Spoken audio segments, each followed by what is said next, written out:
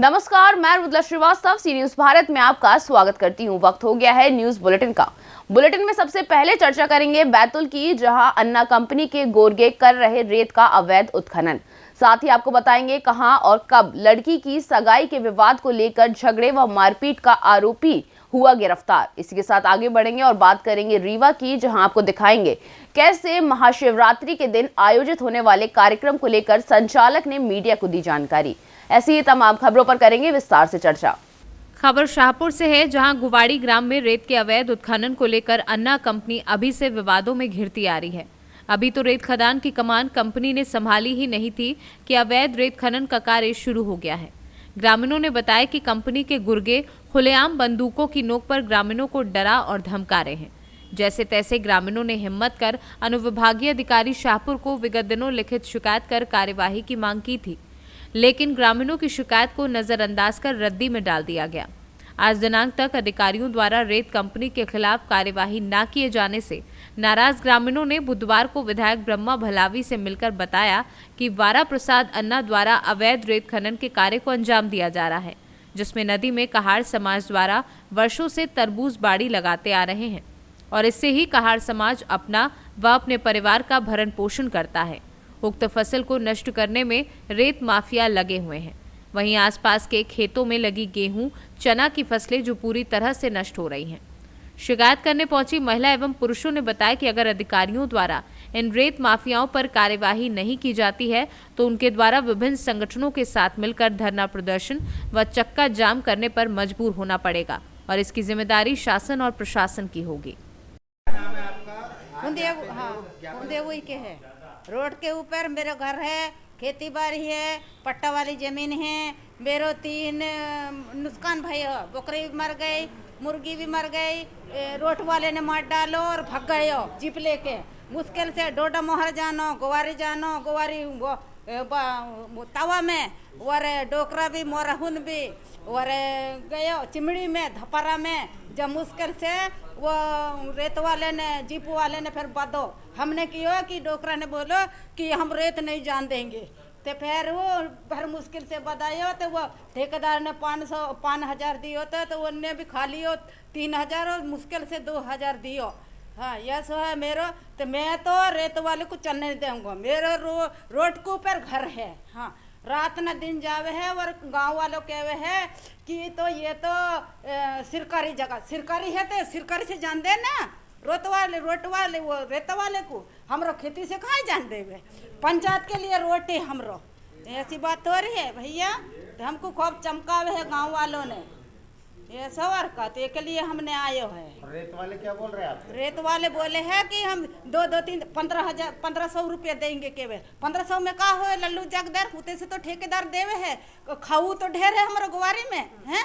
तो वो हमको चमका है गरीब आदमी को। और रेत में धूल में हमारा गेहूँ चना है वही नहीं। अब 2-3 साल हो गए तो हम कैसे पलेंगे? और का पानी भी नहीं पूरी पड़े डैम को, मुश्किल से हम गेहूँ चना बोवे है। तो धूल में तो सब मर जावे है, कहाँ से होएगा? तो रेत ठेकेदार क्या बोले तुम? हाँ, ठेकेदार तो हम ठेकेदार नहीं हमसे बात करे, हम लल्लू जगदर बात करे। वो तो बोले है ठीक है गवारी पंचायत को मने वो तो कहे है 10-15 पैसा दे देंगे, 10-1500 रुपया। उत्तो में का 10-1500 में गेहूँ चना पके है। बंदूक लाई बोले? हाँ, बंदूक लावे, खूब धमकी बतावे तुमको तो मार डालूं तो ये सब करे तो तुम कहीं नहीं चलन देवे के है, कहीं चलन देंगे ना है। मेरा नुकसान हुआ ये देहर में है, मेरो रोड और ये खेत है, घर है, पट्टा वाली जमीन है, ऐसा बोले है। क्या करने जा रही है? आज माननीय विधायक जी के निवास पर ग्वाड़ी ग्राम से आदिवासी समाज से एवं कहार समाज से लोग आए हुए हैं। इन लोगों की यही शिकायत है कि गांव से जो अवैध खदान है संचालित हो रही है और उसके साथ साथ जो कहार समाज की वहाँ पे डंगरावाड़ी जो लगाई जाती है उसको उखाड़ फेंक रहे हैं वो लोग। और इन लोगों को धमकी दी जा रही है, कहीं 2-3 गुंडों को लाके बंदूकों दिखा के इन लोग को धमकाया जा रहा है। और आदिवासियों का जो शोषण हो रहा है ये युवा कांग्रेस बिल्कुल सहन नहीं करेगी। और इन लोगों का जो भी नुकसान हुआ अभी तक इसकी भरपाई रेत कंपनी खुद करे। और आदिवासी भाई और बहनों के साथ ऐसा छलावा बिल्कुल युवा कांग्रेस बर्दाश्त नहीं करेगी। और 1 हफ्ते के अंदर कंपनी अपनी हरकत को नहीं सुधारती तो युवा कांग्रेस आंदोलन करेगी, धरना प्रदर्शन करेगी और इसकी पूर्ण रूप से जवाबदारी शासन और प्रशासन की होगी। बिल्कुल, एक तो इन लोगों की क्या फसल को उजाड़ी जा रही है, बेरोजगार इनको को वो बना रहे हैं और ना तो इनके बच्चों को ना तो इन लोग को रोजगार वहाँ पे दे रही है रेत कंपनी। पोकलेन और जेसीबी से भरी जा रही है, अभी ग्रामीणों ने बताया मुझे, और ये बहुत गलत तरीके से ग्रामीणों से व्यवहार कर रहे हैं, जो कि ये बिल्कुल सहन करने योग्य नहीं है। एक तो शिवराज सिंह चौहान बोलते हैं कि आदिवासियों के हम मसीहा, लेकिन ये बिल्कुल उनका शोषण कर रहे हैं। इनके नेता लोग इसमें मिले हुए हैं और ठेकेदार वैसे भी बाहर कंपनी के हैं और गुंडे ला के और इन आदिवासी भाइयों को परेशान कर रहे हैं, प्रताड़ित कर रहे हैं। तो इसकी पूर्ण रूप से जवाबदारी, कोई घटना घटती है पूर्ण रूप से जवाबदारी शासन प्रशासन की ही होगी। धन्यवाद। इस विषय में आप क्या कार्रवाई कर रहे हैं और क्या कहना चाहेंगे? आज ग्राम पंचायत गवाड़ी के आदिवासी और कहार समाज के किसान लोग आए हैं। उनने मुझे ज्ञापन सौंपे हैं कि इनके तवा नदी पे जो ठेकेदार द्वारा अवैध रेत उत्खनन भी कर रहे हैं और इनके जो फसल है, चना, गेहूँ, तरबूज, इनके खेत के ऊपर से रोड निकाल दिए हैं और वो उनमें से डंपर चलाते हैं। डंपर चलाने से धूल वगैरह उनके चना के फसल, गेहूं के फसल जो फूल पे रहती है उन पे जम जाती है, तो वो फसल नुकसान होती है। इसलिए किसानों ने मुझे अवगत कराया कि इस तरीके से, और धोस दबाव भी दिया जाता है जो ठेकेदार के मुनीम वगैरह है, और ये 2-2, 3-3 बंदूक लेके भी घूमते रहते हैं, जान से मारने की धमकी दे रहे। ये मुझे सुझाव दिया इनने। इस पे मैं कलेक्टर साहब से कार्रवाई करवाऊंगा और यदि इनका फसल नुकसान हो रहा है तो मुआवजा की भी मांग रखूँगा इसमें। हाँ, ये बात तो सही है। जब पहले भी तहसीलदार एसडीएम को इन्हें आवेदन दिया करके बता रहे, यदि उसका पावती मुझे दे देंगे तो मैं इस बात को कलेक्टर साहब के पास भी रखूँगा कि जब इनने पहले ही अवगत करा दिया था अनुविभागीय अधिकारी राजस्व को, इनने कार्रवाई क्यों नहीं किए भाई? इसका मतलब है कि ये सब मिलीभगत है। इसलिए इनके हमारे आदिवासी और कहा समाज के जो लोग हैं, गरीब, इनके साथ भेदभाव हो रहा है और इनका मुख्य आधार हमारे गरीब लोगों का, जैसे कहार समाज है, इनका व्यवसाय चलाने का एक तरबूज ही है, और तरबूज जहाँ लगाते वहाँ का रेत इनने पूरे उठा के ले गए, तो वहाँ तरबूज तो बाड़ी लगेगी नहीं। अब ऐसे स्थिति हवाई होना ज़रूरी है और गरीब लोगों को न्याय मिलना भी ज़रूरी है। ये मेरा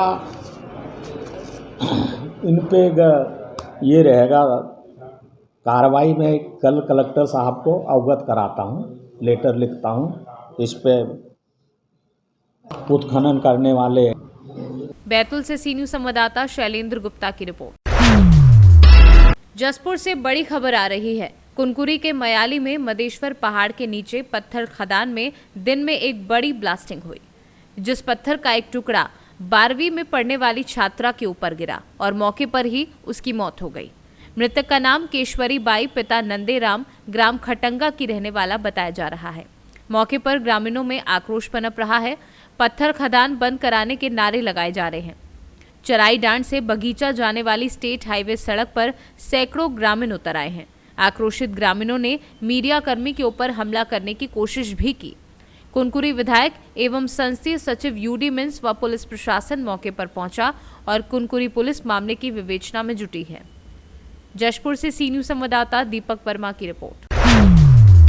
खबर राजस्थान से है, जहां दो पक्षों में लड़की की सगाई के विवाद को लेकर एक पक्ष के लोगों की ओर से दूसरे पक्ष के घर में घुसकर झगड़ा व मारपीट कर परिजनों को चोट पहुंचाने के मामले में वांछित आरोपी को पुलिस ने गिरफ्तार कर पूछताछ शुरू की है। इस पूरे मामले पर कोतवाली प्रभारी हरि नारायण मीना ने क्या कुछ बताया है, आइए आपको सुनवाते हैं।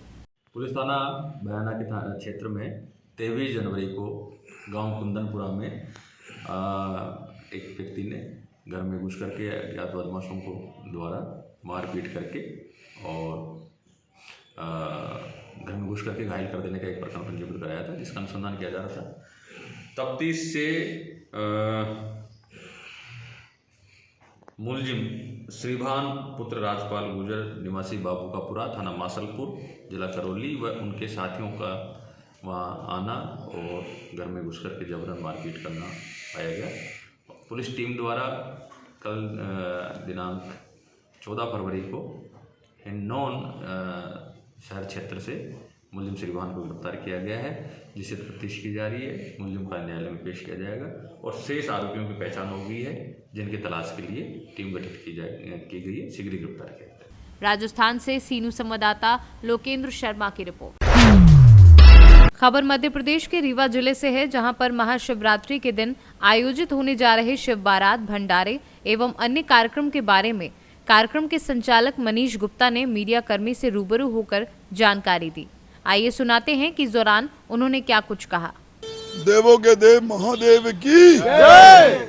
इस बार भगवान स्वयं आ रहे हैं।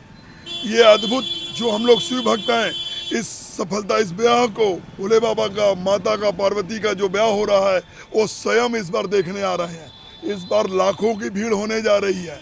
इस बार जो बारात की अद्भुत कार्यक्रम है, किलोमीटरों में है और लाखों लोग आ रहे हैं, भक्त, शिव भक्त आ रहे हैं।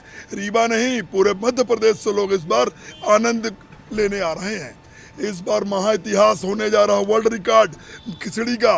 5100 किलो की खिचड़ी वर्ल्ड रिकॉर्ड में आने वाली है। वो जो महाप्रसाद और वो अमृत बटेगा पूरे रीवा शहर में। लोग उसका प्रसाद का आनंद ले, प्रसाद पावें, उस दर्शन करें। और सवेरे 1 बजे से लेकर 6 बजे तक विशाल भंडारा होने जा रहा है और उसमें सांस्कृतिक कार्यक्रम, लोग बॉम्बे से कलाकार आ रहे हैं, वृंदावन से आ रहे हैं, दिल्ली से आ रहे हैं लोग। अद्भुत कार्यक्रम होगा इस बार। इस बार लोग आनंदमय हो जाएंगे, पूरा शिवमय हो जाएगा। इस बात को लोग दूर दूर से चलकर लोग कह रहे हैं मुझे देखना है, देखना है। अभी मुझे भोपाल से फोन आया कि मैं भी आ रहा हूँ, स्वागत है, स्वागत है, बंधन है। रीवा के जनता अपना का स्वागत करने के तैयार ही तैयार ही। शुरुआत कहाँ से होगी? बैजू धर्मशाला से स्टार्ट होगी। पुराना क्या मिलेगा इस बार? 2 जगह होगा कार्यक्रम, बड़ा कार्यक्रम। 5100 लोगों का वर्ल्ड रिकॉर्ड का खिचड़ी का प्रसाद, महाप्रसाद होने जा रहा है। और जब हम लोग कार्यक्रम कर रहे थे बारात की, तो महिला शक्तियों ने, बहनों ने, माताओं ने कहा भैया अब ये गलत बात है, ये आपकी राय, ये आपका दो तरह का कार्यक्रम नहीं चल पाएगा। एक कार्यक्रम हम लोग भी करेंगे, हमने क्या करना है। उन्होंने कहा कि मैं बैजू धर्मशाला में मेहंदी का कार्यक्रम, हल्दी का कार्यक्रम, कुमकुम का कार्यक्रम, डांस बाजा करेंगे। 16 तारीख को 3 बजे केवल महिलाओं को एंट्री रहेगी, उसमें पहुंचने का कष्ट करें। ये नया कार्यक्रम है। हर हर महादेव। यह भगवान की कृपा से भंडारा 40 साल से लगभग होते जा रहा है और बारात लगभग 15 सालों से होती जा रही है। रीवा की जनता की, रीवा का कार्यक्रम है, रीवा की जनता के क्या कह पाएंगे हम लोग। जब मेरे एक निवेदन है, जब बाबा घर से निकले, जब द्वार में आए, तो बाबा की ऐसी स्वागत करें, फूलों की वर्षा करें, आरती करें। यही हमारी अपील है आप लोगों से। बस। रीवा से सीनू संवाददाता अर्जुन तिवारी की report. National inter junior athlete meet 2023 shortlist में शामिल हुई अंशु परिवार सहित जिले का नाम रोशन किया है। बिहार में पहली बार पाटलिपुत्र स्पोर्ट्स कॉम्प्लेक्स पटना में आयोजित 13 जूनियर एथलीट में सुपौल से 7 बालिका एवं 6 बालक शामिल हुए थे, जिसमें पिपरा प्रखंड की अंशु कुमारी शामिल हुई और अपनी प्रतिभा का बेहतर प्रदर्शन कर तीसरा स्थान प्राप्त कर प्रखंड सहित सुपौल जिले का नाम रोशन किया है। पिपरा प्रखंड क्षेत्र के निर्मली बाजार निवासी पवन कुमार की बड़ी पुत्री अंशु कुमारी को पाटलिपुत्र स्पोर्ट्स कॉम्प्लेक्स पटना में आयोजित national inter junior athlete meet में सुपौल जिले की अंडर 16 एवं अंडर 14 के 13 सदस्यीय टीम में शामिल किया गया है, जो 9 फरवरी से 12 फरवरी तक 18वीं नेशनल जिला जूनियर एथलीट मीट जेन टैलेंट प्रतियोगिता में हिस्सा लेकर बालक बालिका अंडर 16 में 80 मीटर बाधा दौड़ में तीसरा स्थान प्राप्त किया है। कहाँ गए थे आप खेल में? Patna Pataliputra sports complex. कौन सा खेल था? निर्जन। कितने खिलाड़ी थे वहाँ पे? 6000। क्या सब था आयोजन खेल में? Long jump, high jump, shot put, discus throw और जावलिन थ्रो। कैसा प्रदर्शन रहा? अच्छा रहा, अपने अनुसार तो 100% लगाए। क्या हुआ उसमें कुछ? थर्ड पोजीशन पे है। क्या उम्मीद है फिर आगे? उम्मीद है कि आगे तक जाए। तुम्हारा नाम क्या हुआ? अंशु कुमारी, घर? निर्मली बाजार। बताइए, आपका बचिया बिहार प्रतिनिधित्व कर रहा था। सर देखिए, इसमें ऐसा है कि ज़िला में ये क्वालिफाई किया, ज़िला से डायरेक्ट इसका नेशनल नीट जैम में इसका सिलेक्शन हुआ और ये 10, 11, 12 तारीख को sports complex Pataliputra sports complex Kankarbagh में आयोजन हुआ, जिसमें पूरे इंडिया से 600 जिले और 6000 एथलीट ने भाग लिया था।